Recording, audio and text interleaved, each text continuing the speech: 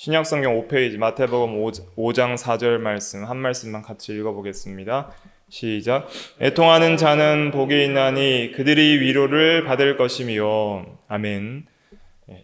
이 시간 말씀의 제목은 말씀 그대로 애통하는 자는 복이 있나니입니다. 애통하는 자의 복, 이렇게 해도 되겠습니다.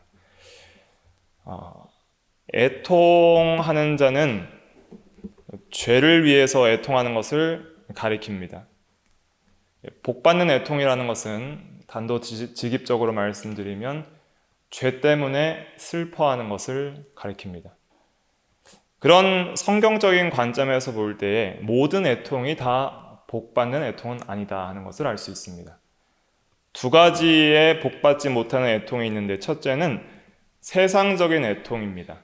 다른 말로는 육신적인 애통, 영적인 애통의 반대로 해서 육신적이고 세상적인 애통이 바로 복받지 못하는 애통입니다.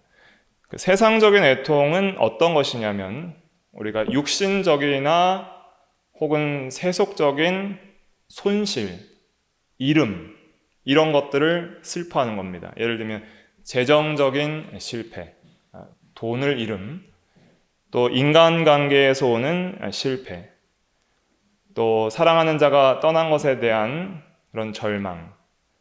그래서 유한하고 세상적이고 어떤 육신적인 손실에서 결핍된 그런 세상 근심으로부터 오는 애통들이 있습니다. 그런 애통을 여기서는 말한 것은 아닙니다. 물론 우리가 세상적으로 슬퍼할 일들이 있죠. 그러나 그것 때문에 완전히 절망하고 믿음에서 떠난다면 그것은 복받는 애통이라고 할 수 없습니다. 세상적인 슬픔 때문에 복받는 애통으로 가는 경우가 있어요. 그럴 때에는 그것이 연속적으로 복받는 애통이 될 수 있다라고도 할 수 있겠습니다. 그러나 세상적인 애통 자체는 복받는 애통이라고는 할 수 없다 하는 것이죠. 두 번째는 욕심을 채우지 못해서 나오는 애통입니다. 우리가 속에 채우고자 하는 욕심이 있습니다. 세 가지 대표 욕심이 물질의 욕심, 돈 욕심, 그다음에 쾌락의 욕심, 어떤 눈의 정욕의 욕심, 그다음에 이생의 자랑의 욕심, 명예 영광심, 그런 것들이 있는데, 그런 것들을 채우지 못할 때에 그것 때문에 막 애통하고 알아 눕는 경우가 있습니다. 일종의 상사병도 있을 수 있는데, 그런 상사병에 걸린 그 악한 애통을 누가 가졌냐면 다윗의 아들 암논이 가졌습니다. 그의 누이 다말을 사랑했습니다. 그래서 그가 처녀이므로 어쩔 수 없어서 억지로 동침하여 간음죄를 짓게 됩니다. 그것은 그 누이를 사랑해서 그 암논이 알아 누웠다 그랬습니다. 그 울화로 말미암아, 사무엘하 13장 2절에 보면 울화로 말미암아 병이 되니라 그랬습니다. 그러니까 이룰 수 없는 사랑이고 근친상간이잖아요. 그리고 또 실제로 그 당시 가능하다 하더라도 적법한 절차를 거쳐서 혼인을 하고 해야 되는데, 그냥 자기의 이 육신의 욕심을 채우지 못해서 울화병이 걸렸습니다. 그런 애통은 욕심을 채우지 못하면서 나오는 애통입니다. 그런 것들이 우리에게 있을 수 있습니다. 어떤 돈을 채우지 못해서 오는 애통, 정력을 채우지 못하는 애통, 다른 사람보다 높아지지 못해서 오는 애통, 또 물질 때문에 온 애통은 아합 왕이라는 사람의 애통인데, 그 사람은 경건한 나봇의 포도원을 가지고 싶었습니다. 근데 그 포도원을 내가 가지려고 나봇한테 팔으라 그랬는데 안 팔았어요. 그거 파는 것이 하나님의 법에 어긋나기 때문에. 그래서 그 포도원 못 가져서 애통하고 밥도 안 먹었습니다. 열왕기상 21장 4절에 보면은 근심하고 답답하여 왕궁에 돌아와 침상에 누워 얼굴을 돌리고 식사를 아니했다 그랬습니다. 아합이 그 포도원 때문에 애통했습니다. 그런 것은 욕심을 채우지 못한 애통이므로 이것은 악한 애통이고 복을 받기는커녕 징계를 받기에 합당한 그런 애통이라 할 수 있겠습니다. 그래서 모든 애통이 다 복 있는 애통은 아니다. 그러나 우리가 이 세상에서 살다 보면은 때로는 이런 애통을 통해서 복받는 애통으로 갈 수가 있습니다. 세상적인 어떤 욕심 때문에 성령의 진리의 빛으로 나의 죄를 깨닫고 내 안에 이렇게 큰 욕심들이 있구나 하는 걸 발견해서 나의 죄를 애통하는 복받는 애통으로 갈 수도 있고, 또 세상의 어떤 이름과 슬픔 때문에 또 자신의 죄악과 상태와 연약성을 깨닫고 정말 나의 죄와 나의 더러움 때문에 애통하며 또 그리스도의 그 복음의 구속과 사랑에 애통할 수 있는 그런 감사의 애통, 감사의 눈물을 통하여서 감사함과 더불어 나의 죄를 애통하는 그런 애통으로도 갈 수가 있는 거예요. 그래서 결국 복받는 애통은 영적인 애통이요, 또 나의 죄를 슬퍼하고 미워하는 애통이다 할 수 있겠습니다. 그러면은 복음적 애통은 무엇인가? 이 복음적 애통은 단순히 죄만 슬퍼하는 것이 아니라 그리스도의 십자가 때문에 죄를 슬퍼하는 거예요. 그냥 단순히 죄만 슬퍼하면 안 됩니다.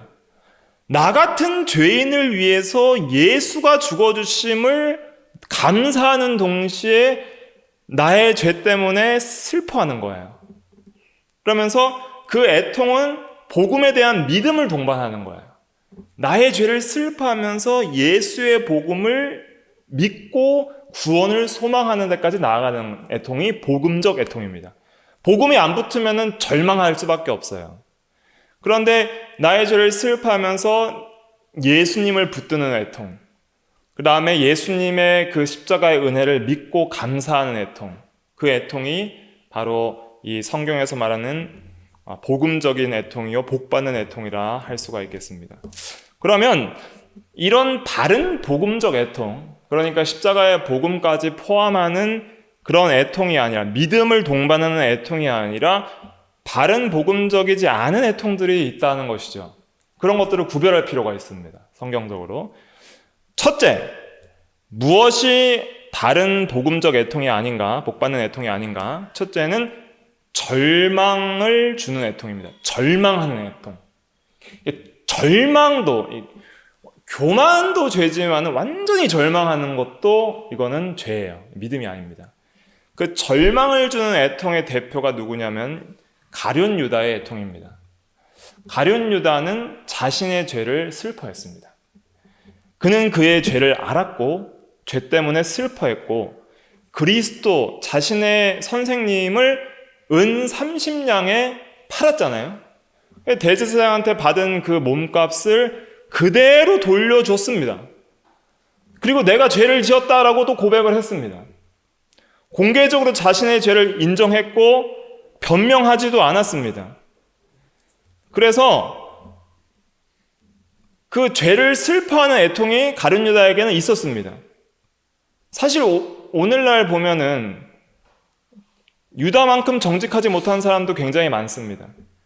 자기가 다른 사람의 권리를 빼앗고 손해를 주고 배신을 했음에도 불구하고 어떤 말 한마디도 없고 갚아주는 것도 없고 애통하는 것도 없는 그런 정말 파렴치한 사람 같은 사람도 있습니다.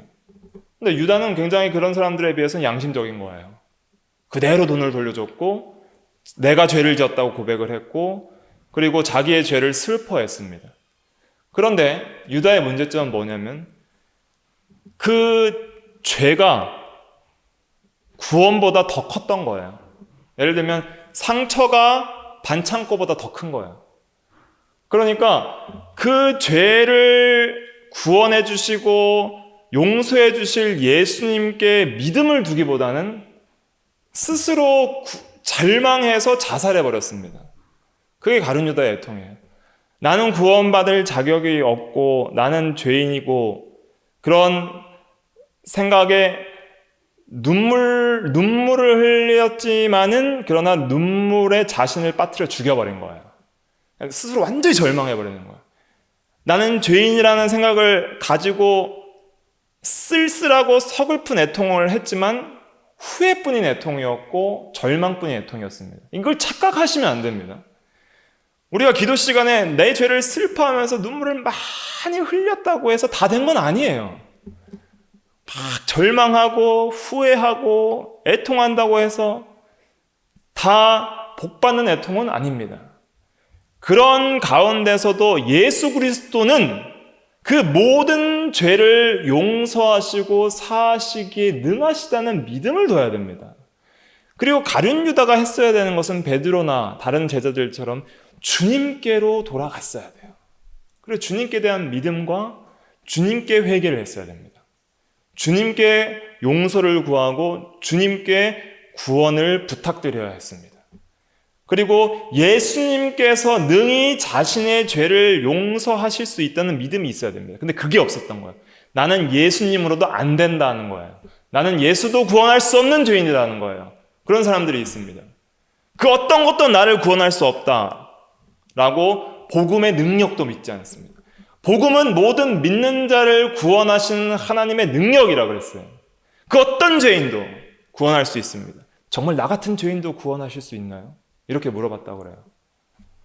고구마 전도왕 김기동 이제 목사님 되셨는데 그분이 전도할 때 어떤 사람이 그랬다는 거예요.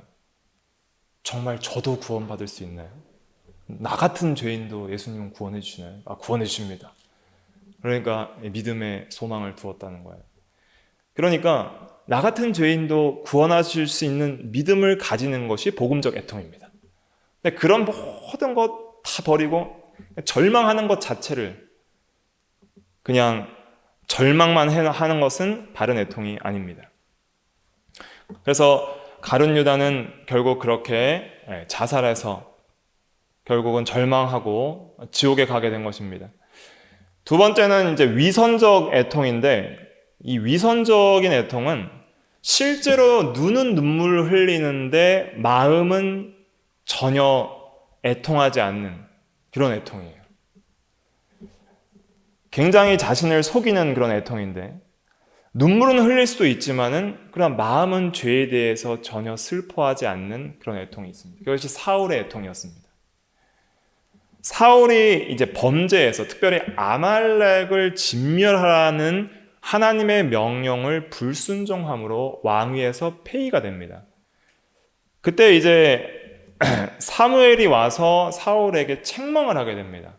그게 사무엘상 15장에 나오는데 그때 사울이 사무엘에게 내가 범죄했다고 자신의 죄를 시인했습니다. 사무엘상 15장 24절 말씀을 제가 읽어드리면 사울이 사무엘에게 이르되 내가 범죄하였나이다. 내가 여호와의 명령과 당신의 말씀을 어긴 것은 내가 백성을 두려워하여 그들의 말을 청종하였음이니이다. 그랬습니다. 그런데 되게 여기서 주목해야 될 건 뭐냐면은 내가 범죄했다고 고백하는데 핑계를 대고 있어요. 내가 정말 범죄했습니다라고 끝나는 게 아니라 백성들을 두려워해서 어쩔 수 없었습니다 라고 핑계를 대면서 그 다음에 이 사람의 애통이 위선인 걸 확실히 알 수 있는 것은 어디서 알 수 있냐면 사무엘상 15장 30절에 보면은 내가 범죄하였을지라도 이제 청하옵나니 내 백성의 장로들 앞과 이스라엘 앞에서 나를 높이사 나와 함께 돌아가서 당신의 하나님께 경배하게 하소서. 나를 높여달라고 부탁을 하는 거예요. 나의 명예를 제발 내 죄 때문에 실추시켜 주지 마세요. 나랑 함께 해주세요. 이렇게 사무엘에게 고백했습니다. 그러니까 핑계를 대고 또한 자기의 죄를 진실하게 고백해서 다윗처럼 그렇게 완전히 꿇어 엎드려서 회개하는 것이 아니라 자신의 명예를 위해서 그 죄를 계속 숨기려고 하는 거예요. 그러니까 이것은 마음으로는 전혀 회개하고 있지 않다는 것을 보여주는 것입니다. 말로만 내가 범죄했다고 하는 것을 깨닫게 되는 것입니다. 참된 회개자는 다윗처럼 아무리 큰 죄라도 죄를 고백하고 시인하는데 주저하지 않습니다. 다윗이 나단 선지자가 밧세바와 간음하고 우리아를 죽였을 때 네가 그 죄인이라고 책망했을 때 내가 죄인입니다라고 회개하고 그리고 그의 평생을 눈물로 침상을 띄우면서 회개하는 회개자의 삶을 산 것을 우리는 깨닫게 됩니다.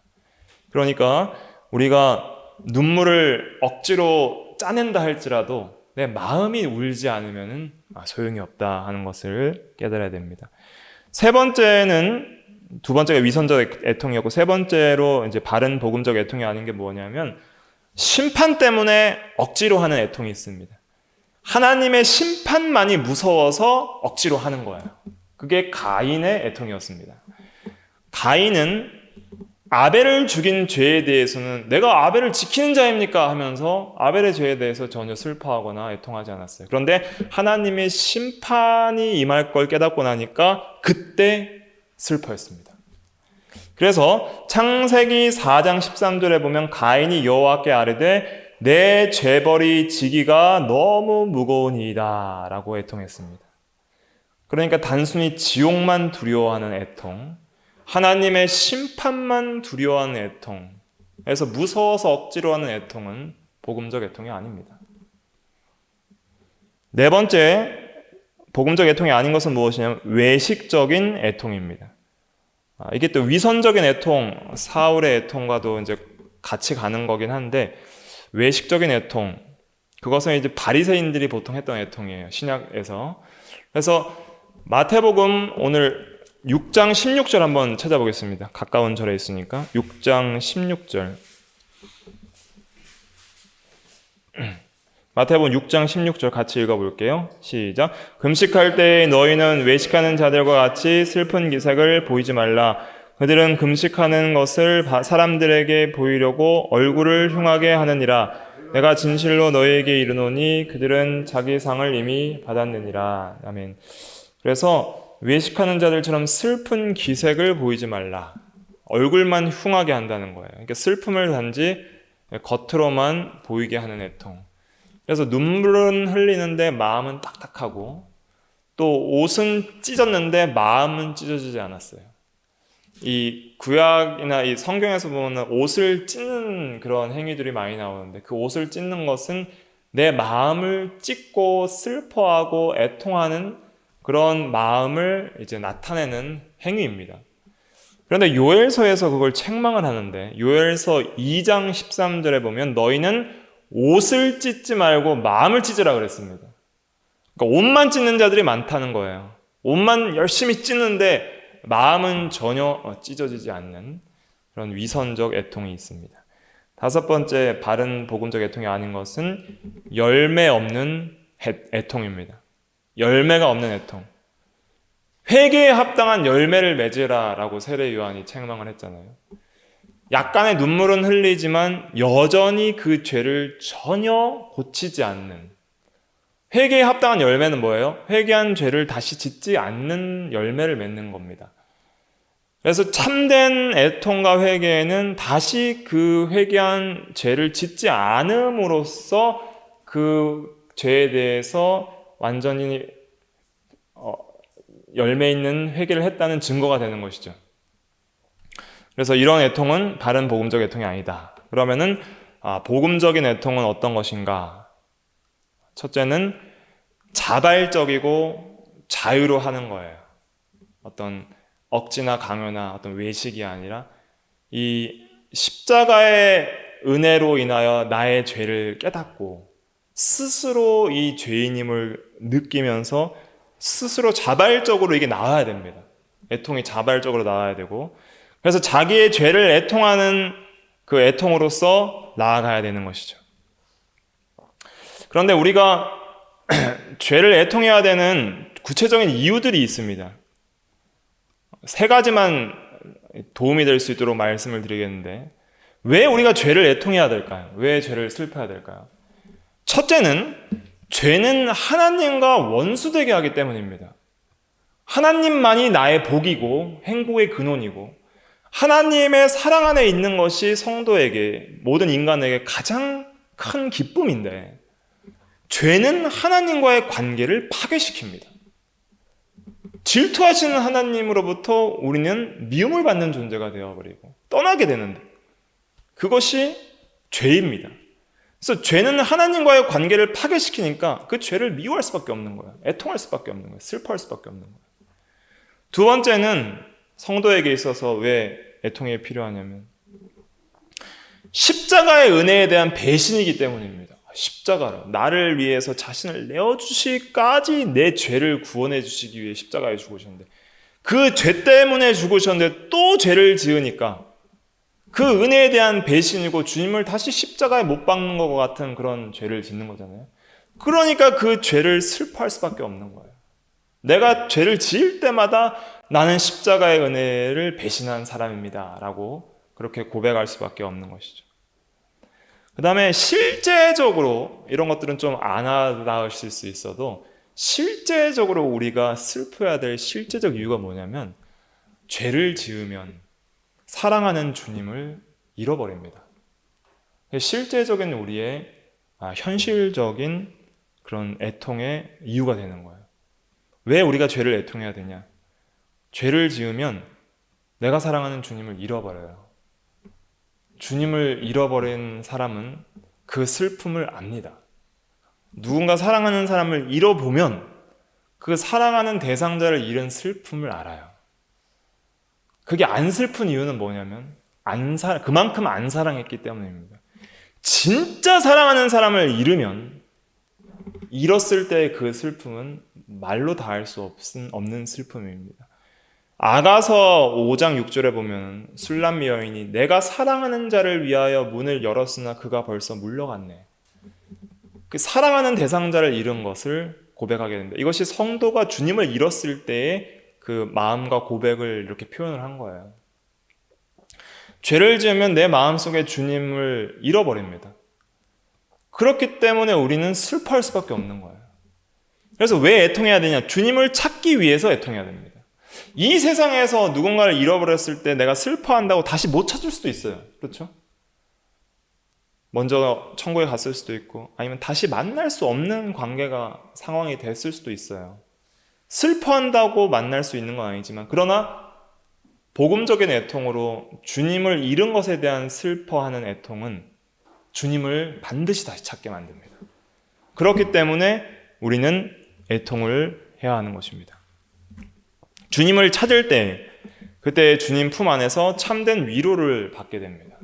주님께서 우리의 모든 눈물을 닦아주시고 우리의 죄를 사해 주시는 그 은혜를 알게 하시고 또한 그 완전한 위로는 이 세상에 참된 위로는 이 세상에서 다 못 받을지라도 이제는 우리가 죽음 이후에 천국에서 주님 품에 안겼을 때 눈물을 닦아주시고 우리를 완전히 위로해 주실 것입니다. 그래서 우리가 왜 죄를 위해서 애통해야 되는가? 3가지 말씀드렸죠. 죄는 하나님과 원수되게 함으로, 둘째는 십자가의 은혜에 대한 배신임으로, 셋째는 주님을 잃게 함으로 우리는 죄를 위해 애통하는 복음적 애통을 바르게 해야 됩니다. 그럼 남은 시간으로 이제 마지막으로 이제 그 복음적 애통을 구체적으로 어떻게 하는 것인가?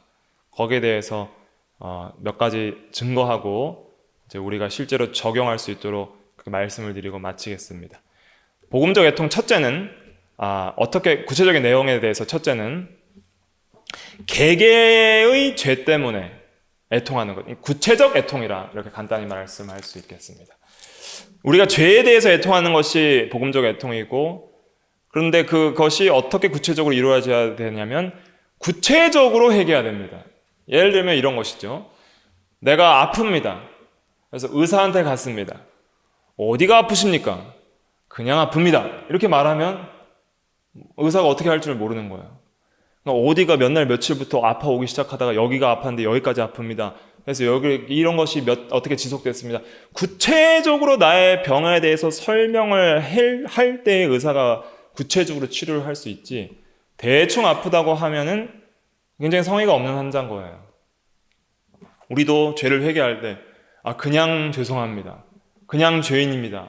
라고 하는 것은 내 죄에 대한 깨달음과 각성과 어떤 진정성이 사실은 많이 부족한 것입니다. 굉장히 구체적으로 나는 몇 날 며칠 몇 시에 마음으로 하나님을 떠났고 이런 우상을 섬겼고 하나님에 대한 계명을 어겼고 이런 죄들을 하나님 앞에 지었습니다. 사람한테는 굳이 이렇게 다 고백할 고해성사할 필요 없어요. 근데 주님께는 다릅니다. 주님은 우리의 모든 죄를 소상히 아시고 또 우리가 그 죄를 구체적으로 깨달아서 죄에 대한 각성으로 회개를 할 때에 그때의 구체적인 위로를 받습니다. 구체적인 치료가 들어옵니다. 그러니까 죄에 대해서 구체적으로 애통해야 구체적 위로를 받는 거예요. 근데 왜 구체적으로 못하는가? 죄에 대한 각성이 없는 거예요. 그러니까 그런 죄에 대한 깨달음과 슬픔 자체가 동반되지 않고 뭔가 아픔이 느껴지지 않으니까 그냥 대충 아프다고 얘기를 하는 거예요. 근데 아픔이 막 구체적으로 느껴지면 구체적으로 아프다고 얘기를 하는 거예요. 이 면이 굉장히 중요합니다. 두 번째는 복음적 애통의 구체적 내용은 두 번째는 아까도 좀 설명을 드렸지만 믿음과 소망을 가진 애통이어야 됩니다. 그러니까 믿음, 소망 빼면은 절망하는 애통이라고 그랬잖아요. 그러니까 먼저 의사에 대한 믿음이 있어야 돼요. 우리 영혼의 의사, 그리스도가 우리 영혼의 의사잖아요. 그 의사에 대한 믿음이 있어야 돼요. 의사님은 반드시 치료하신다. 그리고 나을 거에 대한 소망이 있어야 돼요. 반드시 그리스도께 가서 내 죄를 애통하면 나을 수 있다. 그분은 고치실 수 있다. 믿음과 구원에 대한 소망을 가져야 됩니다. 예수님께 대한 믿음과 구원에 대한 소망, 예수님께 대한 믿음과 구원에 대한 소망을 가지고 눈물을 흘리며 죄를 구체적으로 얘기할 때에 위로를 받습니다. 그것이 가치가 됩니다. 그리고 실제적으로 이제 이 애통을 할 때 우리는 자기와 죄를 미워하게 됩니다. 그래서 바른 복음적 애통은 자기 혐오와 죄를 혐오하는 데까지 나아가야 됩니다. 이 죄인은 자화자찬을 많이 합니다. 자기를 굉장히 미워해요. 자기의 죄 없음을 어떻게 하든지 드러내려고 합니다. 그런데 회개자는 자기를 싫어합니다. 그래서 스스로 미워하리라 라는 말씀이 있어요. 진정한 회개자는. 그 말씀 한번 찾아보면 좋을 것 같습니다. 에스겔 20장 43절 말씀입니다. 에스겔 20장 43절. 에스겔 20장 43절 말씀. 구약 1180페이지. 구약 1180페이지. 에스겔 20장 43절 말씀 같이 읽어볼게요. 시작. 거기에서 너희의 길과 스스로 더럽힌 모든 행위를 기억하고 이미 행한 모든 악으로 말미암아 스스로 미워하리라. 아멘. 좀 구체적이죠? 길과 모든 행위를 기억한다 그랬어요. 그러니까 구체적인 죄를 알고 있고 그리고 회개함으로써 스스로를 미워한다 그랬습니다. 자기 부인이 따라오는 거예요. 자기 혐오. 특별히 자기 옛사람, 그걸 혐오하는 거예요. 새 사람이 아니라 옛사람을 혐오하고, 그래서 플러스해서 그 죄까지 혐오하는 데까지 나아가야 됩니다. 우리가 회개는 하는데 자기와 죄를 미워하는 데까지 나아가지 못하는 경우들이 많이 있어요. 그래서 거기까지 나아가는 것이 복받는 애통이라고 할 수 있습니다. 그래서 그렇게 회개할 때 열매 맺는 게 있습니다. 그것은 뭐냐면은 이 복음적 애통을 통해서 자기를 거룩하게 만들어져 나가는, 그래서 더 이상 과거에 종노릇했던 죄에서 점점 자유케 되는 자신을 발견할 수 있는 그런 열매. 그래서 복음적 애통은 열매까지 맺어 나갈 수 있는 그런 애통이 되어야 참된 애통이라 할 수 있겠습니다. 그리고 복음적 애통은 언제 해야 될까요?